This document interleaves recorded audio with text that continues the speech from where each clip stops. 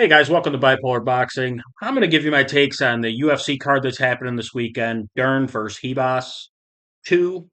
Um, Not really too excited for this card. I mean, it's not a great card name wise. There's some exciting matchups on there, but I mean, not no star power almost whatsoever on this card. I mean, the co-main event is what the hell's his name? Carlson Harris, I believe his name is. Um, Yeah, Carlston Harris versus Santiago Ponzinibbio. Ponzinibbio was my boy about 10 years ago. He was a real good fighter, and he's got a really good resume. And but both these guys are almost 40 years old. I think Harris lost his last fight, or he's 1-1 in his last two. And Ponzinibbio is just on a downfall because he's 39 years old. Um, but that's the co-main event on this card, so not that great of a card. So I'm just going to start from bottom, go right up the top. There's a few fighters on here like I don't know much about them. I There's a few contender series fighters on here. There's some prospects on here. They're just trying to get a win in the UFC, trying to hype them up. But it's MMA. This is not boxing, like where the prospects are just pretty much guaranteed to come through. There's so many different paths to win in the UFC in MMA compared to boxing. It's such a harder sport to bet. So sometimes, like I don't like to lay wood. I'll lay it all day in boxing. I don't like to do it in MMA too much. And there's a few fights here that I ain't laying -1,000 on.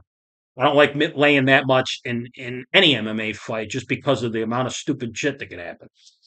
Um, first fight on the card is Joe Solecki versus Nurulio Aliev. Aliev's -540, Solecki's +400. I'm just laying the wood here because it's an undefeated guy with his last name ending in OV. I've been doing this for probably like 8 years or so now. Undefeated guys in OV, I just bet them all the time, unless they're fighting against each other, like happened to me a couple weeks ago in the PFL. But yeah, just go with this guy. I mean, I think he's 2-0 in the UFC. He's not a finisher. I don't think he'll finish Selecki, but if he does, it'll definitely be on the feet. I know Selecki's name. I know he's a jiu-jitsu specialist. That shit ain't gonna work on an undefeated guy whose name ends in OV. I just don't. Those guys don't get submitted, so I don't see it happening here. I think this is a spot for Elioff to take another step in the UFC and Selecki to probably possibly get caught. I mean, you're on the first fight of the card, you're probably going to lose. First fight on the card and you lose, you probably shouldn't be in the UFC anymore. But yeah, I don't see many paths to victory for Selecki outside of like a Paul Craig Hail Mary, Hail Mary submission. Next fight we got Fatima Klein versus Victoria Dudakova. Man, the line on this one, like they were both hot prospects coming into the UFC. Klein, I think her first fight was against Jasmine Judavicius. Judavicius she's not, she's just middle of the road, but she's a tough Canadian chick and she's big and strong. And Klein had to come up and wait for that fight.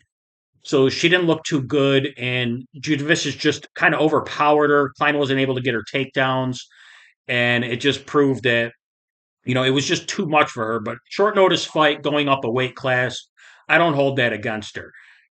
Dudakova looked horrible against Sam Hughes. I believe she lost. I believe she lost the last two rounds. I want to say. I know she just gassed out in that fight, and Sam Hughes ain't that great. And before that, I think she didn't look that great against Jinhu Fry, and Jinhu Fry is just way undersized for that weight class. And Dudakova kind of overpowered her, but she still didn't even look great in that fight. But she was a hot prospect from Russia, undefeated coming into the UFC. So she lost her last fight, and yeah, people are way down on her, but not this much. To be -900 and not have a win in the UFC against a girl who's pretty much in the same position as you are, I just don't like it from that perspective. And I haven't seen enough of these girls to be able to really dig down deep and say Fatima's just going to get takedowns and win 3 rounds to nothing because that's what it looks like the odds makers think's going to happen. I'm sure they know something I don't. I am not laying the wood here. I mean, I guess I'll pick Klein to win, but if you're looking for some big dogs on here, this would be one to take. Dudikova could be very, very undervalued here, and Klein could be very overvalued. And I'm not a value better here, but like the value is on Dudikova. So if you're looking for a dog, go Dudikova, or just bet this fight to go to distance. It's women's MMA. Not a lot of finishes, guys. Next fight is Godsilov versus Bruno Lopez. Godsilov, another guy, don't know much about him. The odds are very close for this fight. I mean, somewhat for the UFC. I mean, minus 225 for Galziev, and Bruno Lopez is plus 170. Yeah, just once again, just give me the undefeated guy whose name ends in OV. It's just that simple. I don't even do research for these fights. I just take those guys. These Brazilian fighters. I mean, Lopez got a decent record. I think he's from the Contender Series, but like I don't know how good he is. I'll go with the bookies in this one and just pick Gatchilov by. I'm gonna go by decision here. Uh, yeah, the next fight, same thing. I don't know much about these girls. Hercarati versus Nico Colari, Brazilian chick. Um, just side with the favorite. Kalkalari is I know she's a big, tall kickboxer. That's about all I know about her. I know I've seen her fight before. I just don't remember how impressed I was. I'm not going to go back and watch film on her, but I will side with her because she's a tall kickboxer. And especially in the world of women's MMA, where there's not many good strikers, I know she's got a kickboxing background. Just give me that. She give me the girl who's very, very good at one thing against the girl who's probably just well rounded. Because the girl who's well rounded, if she can't get takedowns, she's going to get picked apart on the feet. And I don't know how she's going to close distance to get those takedowns. And even if she gets a lot of takedowns in the UFC or in MMA, happen up against the fence. When you get a girl that's a lot taller than you up against the fence, it's very difficult to take them down because they're so tall and they have leverage over you. So just give me the Karate Girl by I'm going to say knockout. I know women's MMA don't end in knockouts a lot, but I think this kickboxer can get it done. I'm going to say KO round two for Karakete. Next fight here, we got Preston Parsons versus Jacob Smith, um, or Jacoby Smith. I remember watching Jacoby Smith on the Contender Series. I don't know if he put on the best show, but I know he got obviously got signed. But he won his fight. It was just I don't know how impressive it was, but I do remember him from the Contender Series, and a lot of people hyping this guy up. He is. They don't have the odds for this fight, but I'm assuming he'll be like minus 2-300 for this fight. Um, Preston Parsons, just a guy who's been around for a while, like a kind of a veteran guy. Let me see his friggin' yeah, he's 11-5. I mean, Elevate MMA, not too bad. Um, but he lost to Oban Elliott, Trevin Giles. He beat Semmelsberger, lost to Daniel Rodriguez. So he loses to the guys he's supposed to lose to. He loses to the guys that are better than him, pretty much. I know a lot of people don't like Trevin Giles. I think Trevin Giles is a good fighter. Oban Elliott, he definitely shouldn't have beat. Um, but yeah, just give me Smith. He's the undefeated guy. The way I look at it, like the UFC, if a 9-0 guy is fighting an 11-5 guy in his first fight, they want the 9-0 guy to win. So just kind of default to that. Give me Jacoby Smith. Um, I'll say by decision. I'm going to say 3 round decision. I'm going to say 3 rounds to none. I just think Jacoby Smith smokes him. This next fight this is my favorite fight on the card. I believe it's the toughest one to pick too. Thiago Moises versus Trey Ogden. They got Moises at minus 195. I was hoping that Moises would be a little lower here because Ogden's been on a little run. And Ogden, I don't like betting against this guy. I've been screwed so many times with him as the underdog. Um, a lot of these guys, like Trey Ogden's like a head coach at his gym. I don't like betting those guys because they got so much going on. They got so much on their plate, like outside of the UFC. I just don't like taking those guys too often. But Trey Ogden is really good. He's got a really good ground game. Striking's okay, just a tough guy, durable guy. He's going to be there for 3 rounds. I don't like betting against him, but in this fight, like Thiago Moises, when I heard he went to Fighting Nerds too, I think he was at like AKA or ATT before this, and I loved him then. He's got a few like kind of shocking losses on his resume, but Thiago Moises is a very good fighter in the UFC, and I think he's just a lot better than Ogden skill wise. I just think he's pretty much better everywhere. Maybe Ogden would have the benefit of being on the ground in top position, and that's his path to victory. If Ogden wins this fight, it's going to be 2, 3 takedowns, holding him down for the whole round, and he could do it. I just think Moises is so much better on the feet. His jiu-jitsu is going to be on point. Training with the fighting nerds over there, and this is another like I kind of default to like gyms sometimes. I like taking the guys who are in really good gyms, and the fighting nerds is almost taking over the UFC. It's one of my favorite gyms to just bet every fighter who trains with the fighting nerds. So yeah, give me Moises here, but I think this could be a fight of the night type fight here. Yeah, give me Moises minus 195. Next fight is just going to be a fade. We are going to fade Ihor Potieria. I've been fading this guy pretty much his whole career, except for the fight with Shogun Rua, because Shogun Rua was 50 years old during that fight. And I think he was an underdog in that fight too, and I took him. But he's not a UFC talent. He's just not. He got starched by one of the easiest picks I ever made was Michel Pereira against him. The odds were somewhat close on that, and I don't know why they weren't. Pierre came out and starched him. But Pierre Poterio, like Hail Mary knockout, that's his path to victory because the guy doesn't have a gas tank either. So I don't think he's going to be around for three rounds. This Marco Tulio guy, I believe he's from the Contender Series.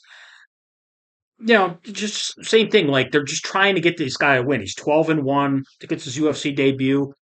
Trying to get him a win.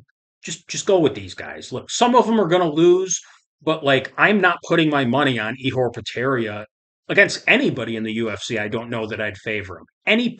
Anybody in the anybody in that division, I don't think I'd favor him. So yeah, just give me Marco Tulio, and Tulio is minus 530. So maybe just make a parlay with some of these heavy favorites.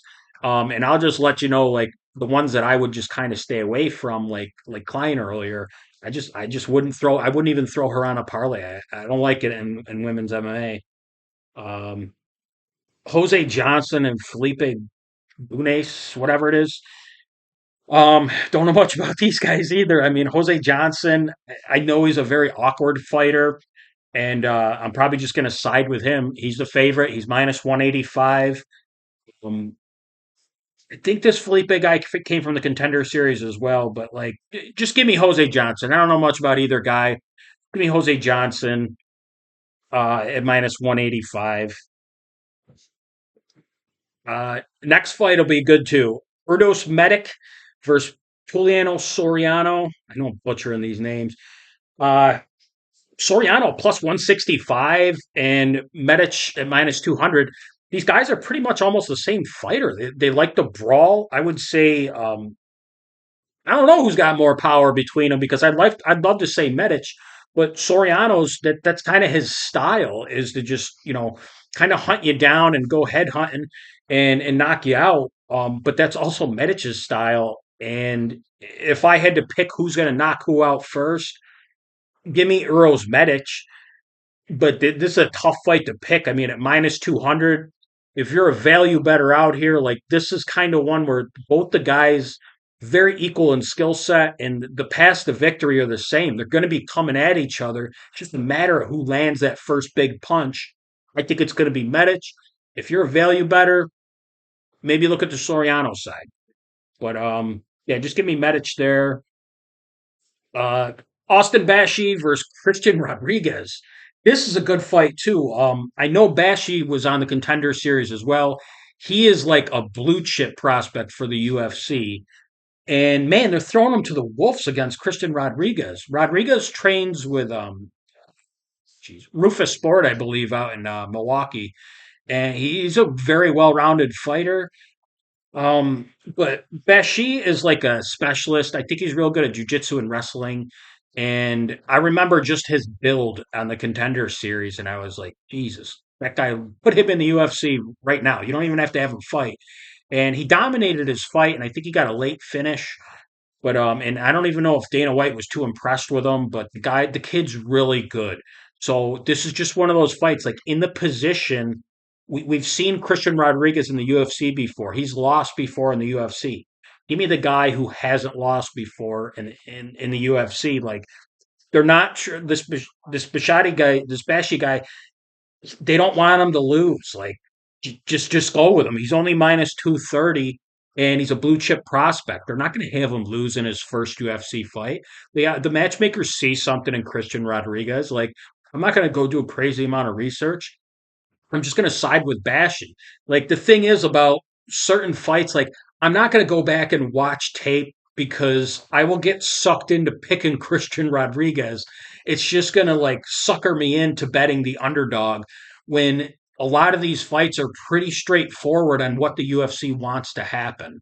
So a lot of times, like I'm just going to side with that. Hey, sometimes it's not going to win, but I think the majority of the time it's going to come out in the UFC's favor, and they don't want this Bashy guy to lose. So just give me him. They won't. Christian Rodriguez stock will not go down one bit with this loss. They'll just be like, oh, they made him fight that blue chip prospect guy. And but Bashy's, you know, his whole aura goes out the window if he loses this fight. So Bashy's got to win that fight. Take a minus 235. Um, oh, this one might be the fight of the night. Chris Curtis versus Roman Kopylov. Curtis, I love betting the guy. He's an underrated fighter. He's got great stand up. He's got really good defense. Very durable guy. Not much on the ground, but he's very difficult to take down. He trains with Strickland all the time, so his stand up is good because they do nothing but spar over in that gym. They live in the gym sparring. So but I think that's over at Extreme Couture that he trains, and I know that's a wrestling school. So maybe Curtis has got some wrestling in him that he might want to try out in this. If he's got it in his back pocket, he should bring it out here because Kopylov is a great stand-up guy. I love Kopylov. I took him. Who was it? Cesar Almeida, who's also on this card. He beat him in his, I believe it was his last fight, and I believe he was an underdog in that fight, and I took him against Almeida, and Almeida, of course, is the guy that beat Alex Pereira. So you know what the UFC wants to do with him. They want him to win. They made a mistake throwing him in there with Kopylov and capitalized off of that. Yeah, the way I look at it, if Kopylov can beat Almeida standing up, I believe he could beat Chris Curtis. Chris Curtis, tough guy. Like I bet a lot on Brandon Allen against him in that fight. That fight. I mean, Chris Curtis looked really good in that fight. He just didn't come away with the win. But he's just like he don't got a sexy record or nothing like that. 31-11. But he's a tough guy. That record's deceiving. He's a tough out for anybody. But just give me Kopylov. He's minus 265. So maybe take like Kopylov and then take a bunch of those big favorites, throw them all on a parlay, and then you'll get even odds. Him and like two, three heavy favorites will get him down to even odds. Maybe make a parlay out of that. Yeah. This next fight is Cesar Almeida versus Abdul Rasak Halasan. Um, it seems like I've been watching the Halasan fight for forever. Just not very impressed with the guy. He's got decent stand up. He's got great power. But I mean, he's fighting a guy that beat Alex Pereira in kickboxing, and Abdul Rakasan doesn't know how to take people down. So like, I don't think he's going to win this fight on the feet. I don't think Cesar Almeida is going to get clipped with all that kickboxing experience. Um, so yeah, just give me like the difference between this fight and the Kopylov fight is Kopylov is a very technical fighter, and that's where he was able to beat Almeida. Razak Hassan, he's not that way. So, um, he's just a knockout puncher, and I don't think he's going to be able to crack down. Like I said, a guy with the kickboxing accolades that Cesar Almeida has. So, just give me Cesar Almeida here. He's minus 300. He could be another guy. You just throw him into a parlay. Actually, I like him a lot more than Kopylov. So maybe do Cesar Almeida with a bunch of those heavy favorites, and then get him down to a pick 'em pretty much, and just do your parlay. Your parlay will be like plus 100, plus 110, or something like that, with two or three heavy favorites on there. And yeah, and then we got the co-main event: Santiago Ponzinibbio versus Carlson Harris. Um, yeah, I kind of got to go with Ponzinibbio here. I always thought he was a very underrated fighter. Um, I always kind of looked at him as like a Robert Whitaker type. Specialty is the stand up, but very difficult to take down.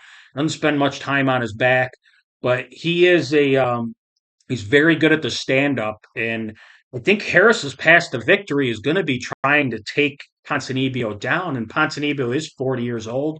I think if he does get him down, the fight's probably going to go his way. But with this being even odds, a lot of times I like to go with the guy who's better at stand up in the even odds. Just because if that guy can't get a takedown, like those takedown specialists that aren't that good on their feet, like the odds don't work out too well for them if they don't get their takedowns. Now, if they do, that's one thing, but then you still got to hold the Ponzinibbio down. And if that doesn't happen, then your other path to victory would be a Hail Mary KO. But other than that, like I don't see Harris being able to win a 3 round decision here if he doesn't get takedowns. I don't think he'll get the takedowns. I think Ponzinibbio's got a lot of experience. He's got a hell of a resume. He's fought everybody in that weight class. Give me Ponzinibbio here at minus 110. I mean, I'm sure like public might fade him just because he's 39 years old, but I think Harris is like 36, 37. So yeah, give me Ponzinibbio minus 110. I'm going to say Ponzinibbio by decision. And then you got the main event: Amanda Ribas versus Mackenzie Dern. Two. These girls fought a long time ago, and I believe Ribas won. But it doesn't matter. These girls are completely different fighters now, especially Dern. Dern's come a long way in her MMA career. She, the only thing I don't like about her, man, she likes to fall in love with her striking too often, and I don't know why. Just learn enough striking to get inside and take these girls down. That's your best path to victory. Even if you wind up on bottom in a scramble, you're where you want to be. Hibas has got good jujitsu too, but it's nowhere near Dern's. Um, so this is a tough fight because Hebas could knock her out easy because Dern's so bad on the feet. This being a 5 round fight, uh, geez, I mean, I kind of want to go with the dog here in Dern at plus 175. I mean, this is kind of make or break for her. They keep throwing her on these main events because of what she's done in the jiu-jitsu world. She's got a big following. She's a good looking girl. Um, I mean, Hebas might have to knock her out. Maybe it comes down to who has the best gas tank. Maybe this is like a 2-1 fight going into the 4th round, and whoever's got the better gas tank's probably going to win those last 2 rounds. I think there's a better chance of Dern getting a late finish than Hebas. If anybody gets a finish in this fight, I see it coming from Dern. So, yeah, give me Dern at plus 175. I mean, I don't like laying the wood with a fight that's this close, even though she's only minus like 220. I think that's too much to put against a girl like Dern, who is like she's had a breaking point. Like she needs to do something here. She needs to look impressive. And I'm just gonna give her the benefit of the doubt that she's getting better. And uh, I just hope she doesn't fall in love with her striking like she's done in a few fights. Like Let's get this friggin' fight to the ground. Get it down. Get it early. This might be a fight to maybe live bet. The one live bet I would issue here is if Dern gets a takedown in the first round and wins that first round, I would take Dern. If Dern goes for a takedown in the first round and does not get it, I don't care what she does on the feet, if she wins the round or whatever. If she does not get a takedown in the first round, I would bet Hebas live. So maybe if you're looking at Hebas, hopefully Dern wins the first round without getting a takedown, but then Hebas will figure her out on the feet. And if she can't take her down for the rest of the fight, like it's going to be a long fight for Dern. So maybe just to get better value on Hebas and not minus 225, maybe you can cut it after the first round. Assuming she doesn't win the first round, then you're gonna have to pay a little extra. But you'd also probably have a round in the bank at that time too. So yeah, this is my first UFC pick, so just trying something new out here. But let me know what you guys think. Let me know who your picks are. Let me know if you think I'm crazy with some of my picks. Like, look, I know there are a lot of favorites, but it's who I like to win the fight. Like I said, I'm not much of a value guy. Like, if I was a value guy, like I'd be firing some of these big underdogs. But like, I've been watching UFC since UFC one, and I watch it every single week. I bet it every single week. These bookies know something that I don't. I see a lot of fights. It's just like anytime I think I know something, I'm like, man, why is this guy plus 300? Why is this guy plus 250? And then he ends up getting worked. And then, so a lot of times, like I side with the bookies, but it's also just who I think's going to win these fights. And yeah, I agree with Vegas a lot of the time, but nobody knows more than those little old guys in Vegas. So you guys have a good night. Enjoy the card, and let me know what you think.